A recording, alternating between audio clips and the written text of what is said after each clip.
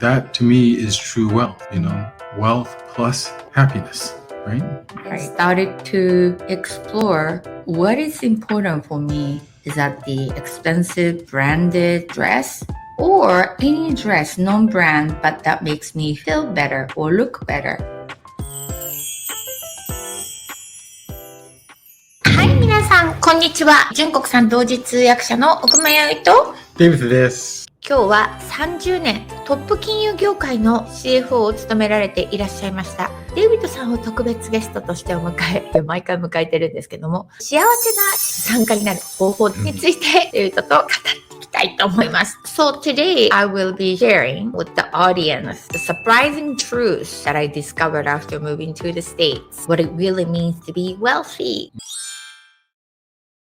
once had only 6 yen in my wallet, and then now I've built assets of over 10 billion yen. But here's the secret, the true wealth is not just about the numbers.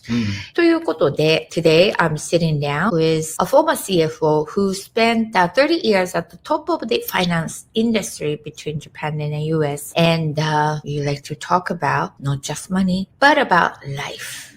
So what do you say about the true wealth?Well, I think wealth isn't just measured by how much money you have, but then it's also measured by how you live, which in turn means your health, probably also includes money as well. But I think it really determines on how you're enjoying the money or the assets that you have built already. And that to me is true wealth, wealth plus happiness.Right?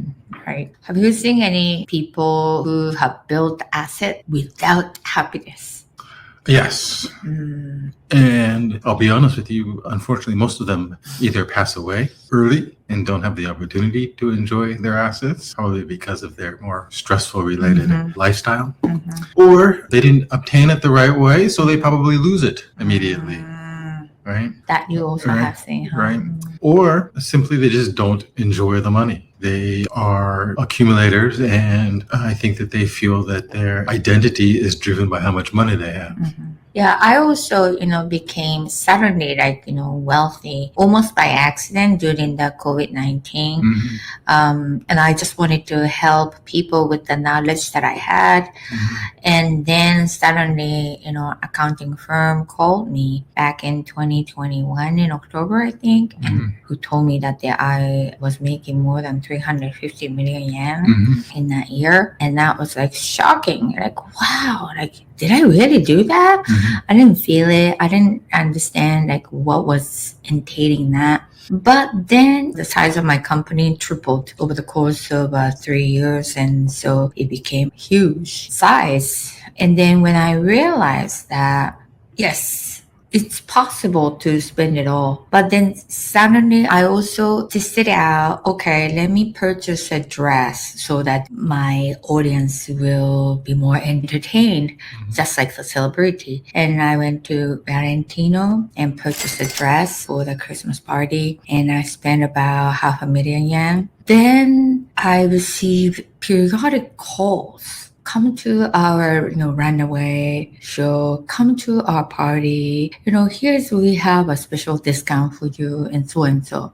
And then they're sending me pictures of the new styles for this year and all that. Then that's when I realized that, okay, maybe this is very easy way to squander away what I earned.So instead of, going through that path, I said no to all those invitations and decided to really go inside me and started to explore what is important for me. Is that the expensive branded dress or any dress, non-brand, but that makes me feel better or look better? And I chose the latter. And when I did that, the expenses drastically dropped and still, my audience stayed. And that's when I realized that, okay, maybe for me, this is the way I want instead of going into the path of, okay, maybe that could have led to more opportunities to meet more celebrities and so and so. But I didn't want to go through that kind of, vanity-filled path. pass. And instead, I just wanted to spend quiet time, quality time with you, David. And that became really fulfilling. So then at the same time, I had this sense of the guilty, not really enjoying the assets that I built and still had this very frugal approach. Then yesterday, I came across Warren Buffett's video. He completely topped me. Like he didn't even lend $20 his daughter needed for parking. So that was really vindicating for me. And I also realized that one of your very wealthy friends, we had dinner with them. And they were so cool about, okay, let's go Dutch. It wasn't even like, oh, it's okay, we'll pay for it. Like there was no question. Yeah, question about it. We'll go Dutch, period. And I was like, whoa, wow, this is such a... Even though we ordered the lobster and everything. And everything, I think I ordered like the fish and chips. Yeah, expensive fish and chips. Right? And there's, and then we didn't eat most of it. Right? But then they were like, oh, let's split the bill. Right? So even though we were 3/4 of the bill, probably. Probably, right? So, but instead of like fussing over it, was just like, let's just go split. No questions. No questions asked. Enjoy our evening. Yeah. Because you're wealthy, you know, we have to buy your dinner. That also was not there. Right. And then also the other thing was that because they did that, and I knew our meal was way more expensive than their meal. We went to ice cream afterwards, and then I bought the ice cream because I felt that because I wanted to make sure that it was even. So that kind of mentality, I think is, you know, maybe this is like my guess, but I've also interpreted over 3,000 VIPs across the world, you know, Nobel laureates, and then also, you know, prime ministers, presidents, founders, you know, who basically made fortune. And the common thread that I've seen was, okay, who has that kind of common sense, so to speak, instead of, because when I watched Whitney Houston's documentary, the phrase she was used as a convenient ATM, like that stuck me in my head. So whoever did not let it happen, I felt like kept the wealth and the happiness, right? So who can be fair, who didn't care about being hated for not lending money. So that's my take on that. What is yours? What do you mean by take or lend money? Yeah, you know, that's my opinion. That if you earn a lot of money or have a lot of assets, people come to you.